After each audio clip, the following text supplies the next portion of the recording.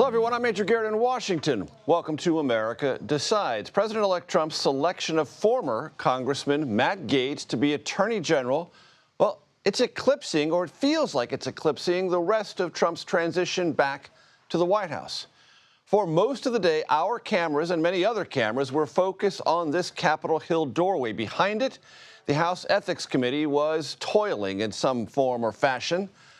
That committee said late today, through its membership, that it did not have an agreement on releasing their report, that is to say the Ethics Committee report, into numerous misconduct allegations against Gaetz.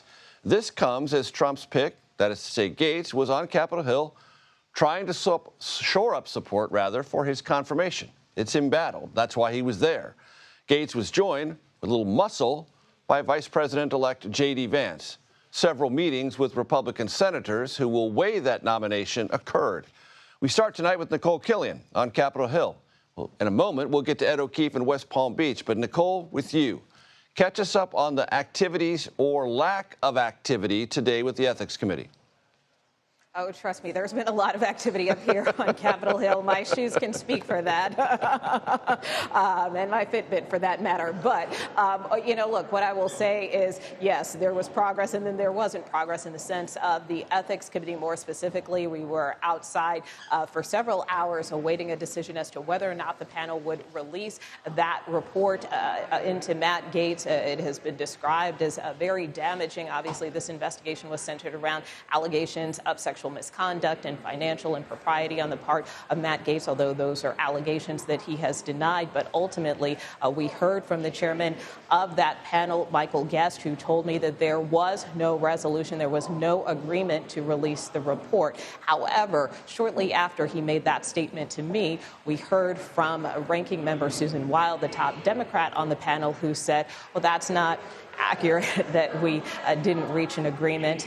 She reminded reporters that the panel is evenly divided between Democrats and Republicans, and said that they were prepared to vote on the release. But again, ultimately, that did not happen. What she went on to say is that now the panel will meet again early next month. I believe the date is December 5th, to discuss this issue again. So while there was no resolution today, it's certainly a saga that continues. And Nikole, just for the audience's benefit, walk them through the way this committee works, because it's different in its structure and it's different in its sort of collegiality than other committees. It doesn't typically operate, as I understand it, on a straight majority basis. They really do try, in all of these sensitive ethics matters, to reach a consensus.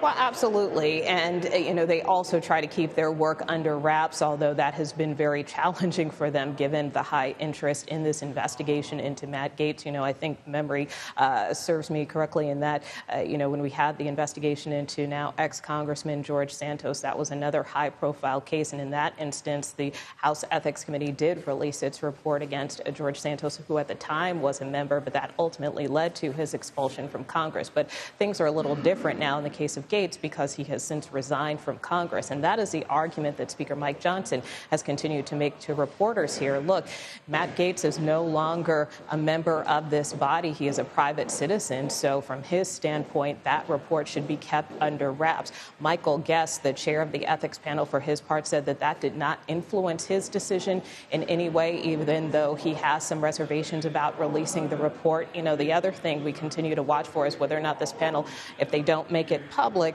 perhaps will they release it to the Senate Judiciary Committee. We already know that the chair of that panel, who for now is a Democrat, Dick Durbin, has already asked the FBI for its file on Matt Gaetz, because there was also a federal investigation into the ex-congressman. So again, whether or not these details ultimately come out remains to be seen.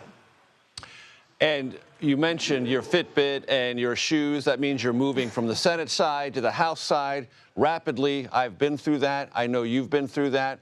Describe for the audience's benefit, Nikole, what Matt Gaetz's day was like on Capitol Hill with J.D. Vance, the vice president-elect.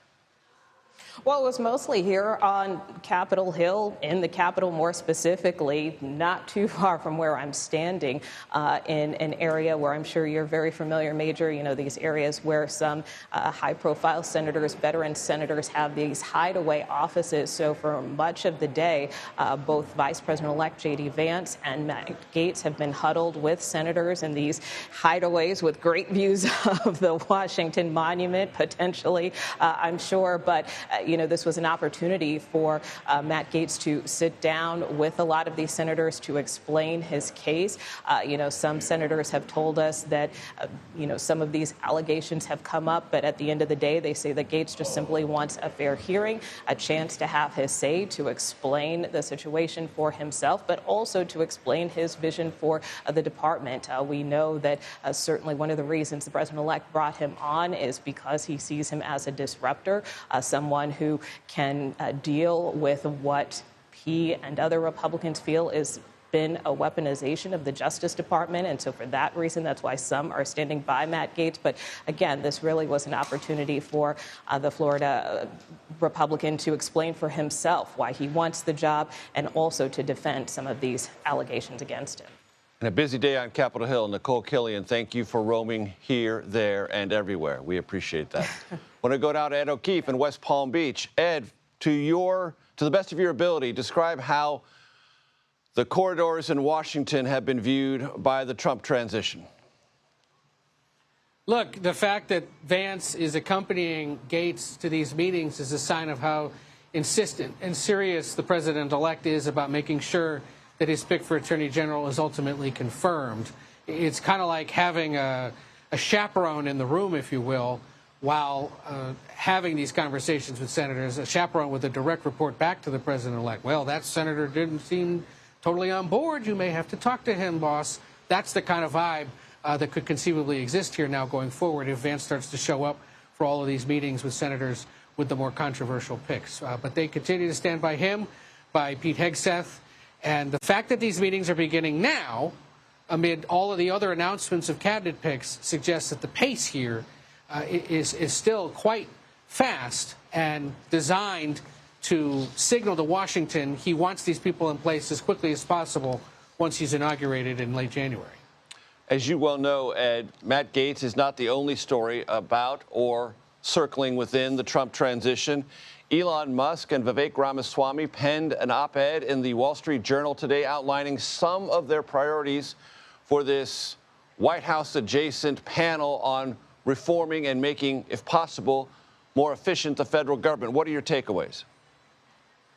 That's right. The Department of Government Efficiency, or DOGE, they have detailed for the first time in a Wall Street Journal op-ed what exactly they're thinking here. And the goal, essentially, if you read this, is to identify thousands of potential federal regulations that have been put in place mostly by agencies, not through legislation, but through the regulating process. Identify them as ones that the president could, in essence, either pause or completely eliminate.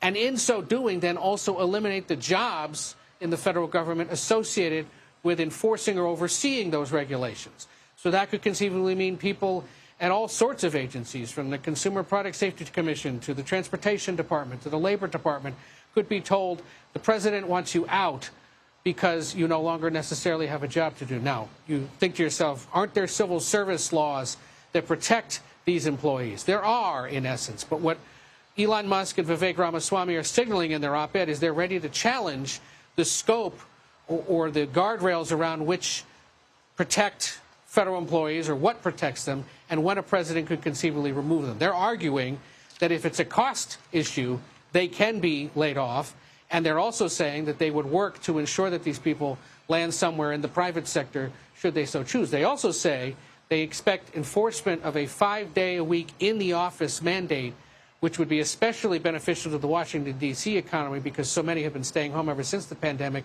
They argue in this op-ed, you can't show up to work because of a pandemic-era regulation, you can get out. The other thing they list, common requests of conservatives looking to trim the federal sales. Things like funding for the Corporation for Public Broadcasting, Planned Parenthood, wasteful Pentagon spending, a review of federal contracts writ large, which is notable, of course, because Musk has several through his various entities. And they argue that ultimately they believe a conservative Supreme Court with 3 Trump picks is going to stand by them in their attempts to dramatically curtail the size and scope of the federal government. Ed, via your reporting and mine, it is the expectation within the Trump transition that President-elect Trump will name Russ Vought as the head of Office of Management and Budget. He would be an ally to Vivek Ramaswamy and Elon Musk in this role. Would he not? Not only an ally, really, yeah, an ally and an enforcer. And a few things notable about this pick that you and I confirmed this afternoon. One, he held the job of budget chief in the later years of the Trump administration. So he's been there. He has run what's called the Office of Management and Budget before. Two, DOGE, the Elon Vivek project, is set to be based in OMB, or that Office of Management and Budget. So in essence, they're working alongside Russ Vought, should he be the guy, to make these big changes. The third big thing, and this is where Democrats are going to be hitting heads against the wall, is Vought was a co-author of the 922-page Project 2025 that was put together by dozens of conservative activists who had either served in the administration or have worked in conservative think tank centers to come up with these ideas. He wrote a chapter on presidential power. He helped lay out the 180-day game plan for the beginning of the new Trump presidency. He is Project 2025 personified, and he'd be going right back to the budget office, which, of course, oversees all the cost and spending and policy of a new administration. It's an I told you so moment for Democrats, but one in which voters may not care ultimately, and we'll see if he can carry out those changes that Elon Musk and Vivek Ramaswamy write about today. With reporting and analysis, Ed O'Keefe, and just so everyone knows, Ed and I both know that Doge is a troll out of a digital currency. We're on to that, ladies and gentlemen, just to let you know. Ed O'Keefe, thanks so much.